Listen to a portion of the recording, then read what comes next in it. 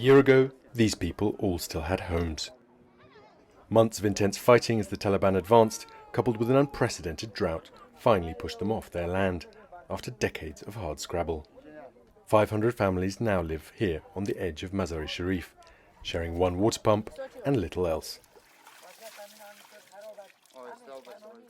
Toiva doesn't have pictures of her sons alive to show us. They were lost in the fighting that claimed both her husband and her sons' lives this summer, after their village was caught between Taliban and government troops. All she has left now is her son's phone and pictures from their funeral. I've got nowhere else to go. All the responsibility for my daughters is now on my shoulders. Everything is so expensive. Me and some of the other women here go begging in the city. We collect scraps of bread to bring back to the camp for everyone to eat.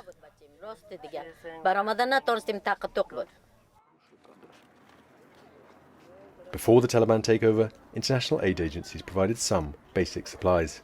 Since they pulled out, these people have been on their own, and the Taliban aren't able to fill that gap.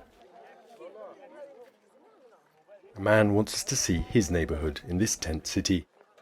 He's been in a wheelchair since the fighting of the 1990s, but the last few years, he says, have been by far the hardest for him and his neighbours. This woman has 7 children, and her youngest are struggling with malnutrition. First there was the fighting, then pests destroyed our crops. When the rains failed, there was just nothing left to eat. That's why we came here. Even if the fighting is now largely over, these people, like hundreds of thousands of other Afghans, have nothing to go back to. As winter draws closer, they're waiting and hoping for the international community to find some way of engaging with the Taliban and to bring in urgently needed supplies.